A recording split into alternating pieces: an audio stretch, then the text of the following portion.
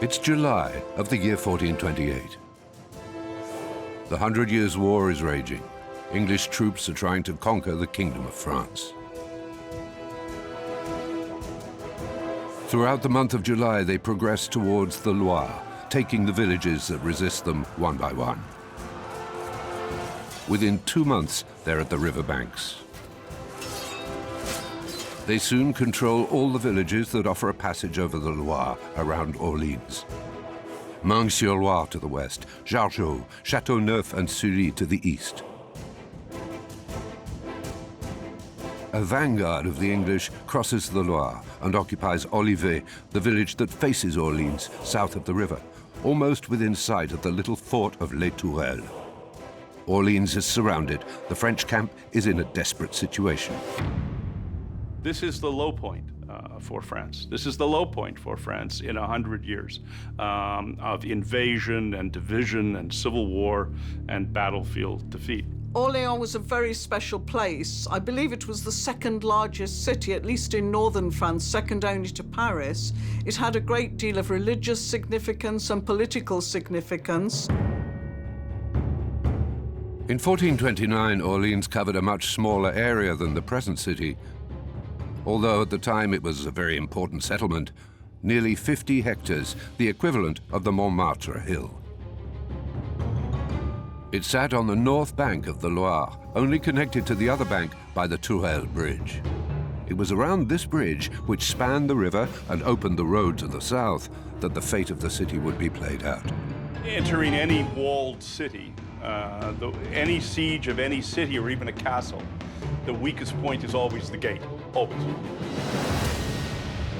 The bridge has been destroyed now, but back then it was one of the most imposing works of art in Europe. It was 331 meters long, that's 1.5 times London Bridge, and about 10 meters wide. It rested in its center on an island on which stood a hospice and a chapel. A covered gallery connected the two buildings over the roadway. Right next to this gallery, on the city side, was a small defensive construction, the Bastille Saint-Antoine. A drawbridge closed off access to the city walls to the north.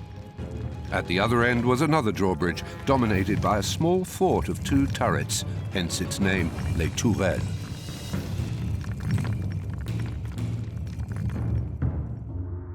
In the tower alone, let alone around the walls, up to 800 men, with loopholes from which they can fire on the attackers who are down below. So the tower gives you the advantage of height. You're firing down, generally with crossbows. And these 2 towers were protected by what's called a boulevard. The meaning of boulevard at that time was a rising slope, probably preceded by a ditch. So it was quite impressive. But this exceptional fortified bridge was not the city's only asset. At the beginning of the 15th century, Orleans was entirely surrounded by ramparts. In addition to the south gate, which gave onto the Tourelles Bridge, the city had a gate to the west, which opened onto the road to Beaugency, a gate to the north, towards Paris, and a gate to the east, called the Burgundy Gate.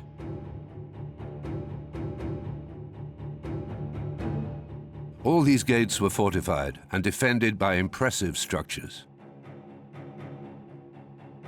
But the city already extended beyond its ramparts, swelling with all the suburbs that gather around its gates. Orleans is a very well-defended place. It has walls all the way around. There were around 35 towers, including the gate towers, and five gates. Some of the gates had been closed off to improve the defences. Another defensive precaution was that the ramparts were lined with screens, thick wooden panels that protected defenders from arrow fire, while allowing them to retaliate. The sentry walks, also made of wood, entirely covered the ramparts and were jealously maintained by the city, aware of its own strategic importance.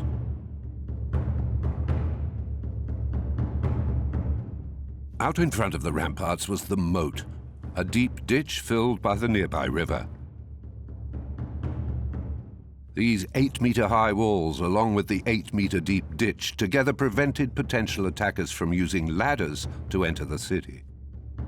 As the English approach in the summer of 1428, the inhabitants clean out and deepen the moat so it can't be filled in. Donc c'est une ville qui se défend. So it was a city that could defend itself. It had quite an effective citizens' militia. For 30,000 people, there were a few hundred fighters, maybe even some able-bodied fighters. And then there was a garrison put there by Charles VII, so there were also professional men-at-arms to defend the city.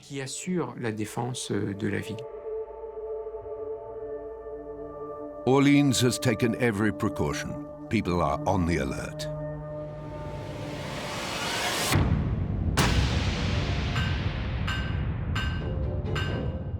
But what really gives Orleans the strength to repel invaders is without a doubt its artillery. Gunpowder artillery was starting to be used really around the middle of the 14th century. We find guns on boats, for instance, and ships at the end of the 14th century. There were no cast iron pellets, there were no explosive shells, just stone balls. You had to cut the ball so that it was well rounded, otherwise it became stuck in the barrel of the cannon and exploded. I think the artillery at the time was probably more dangerous to the gunners than it was to the targets. So these bombards, as they were called at the time, are neither very reliable nor very precise. They're very expensive, have a low rate of fire, and are difficult to operate. But by now they're part of any battle.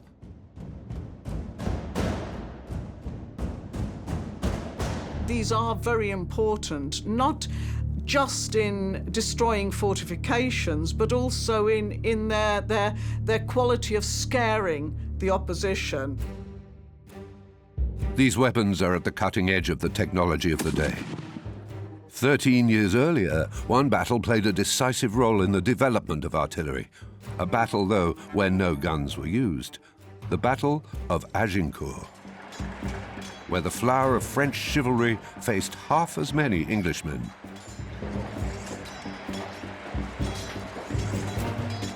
Yet in just a few volleys of arrows, those Englishmen brought the ironclad French warriors to their knees. The English owed their victory in no small part to their archers, who fired their arrows very fast, far, and lethally, whereas the French lines consisted mostly of crossbowmen, who shot much less quickly. An arrow every 10 seconds on the English side, an arrow maybe every minute from the French. What's more, the English shot in curves, so they could place several lines of archers one after the other, shooting over the heads of their comrades, while the French used direct fire, so couldn't deploy several lines of archers. In response to this humiliating defeat, the French would in the following years acquire a unique know-how in the manufacture and use of cannons, bombards, and other artillery. Thanks to them, artillery evolved at a pace.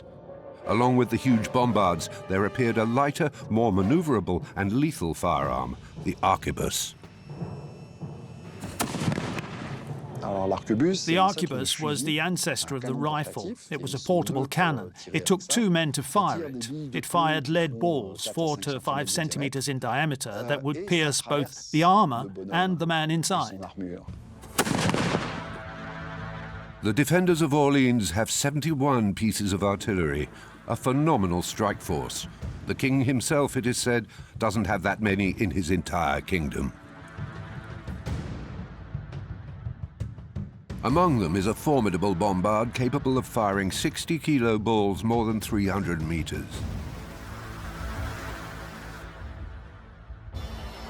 That's enough to keep at bay any Englishmen who grow too bold.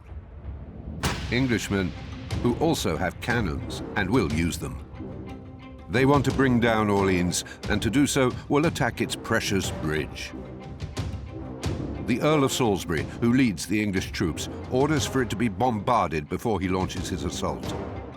For 7 days, the cannonballs rain down continuously on the besieged bridge. Under such pressure, the French defending the entrance to the city retreat to the Bastille Saint-Antoine and make a drastic decision. They destroy one of the arches of their bridge. Now the English can no longer enter the city. But there's a heavy price to pay. The defenders can no longer leave it from the south. The siege of Orleans has begun.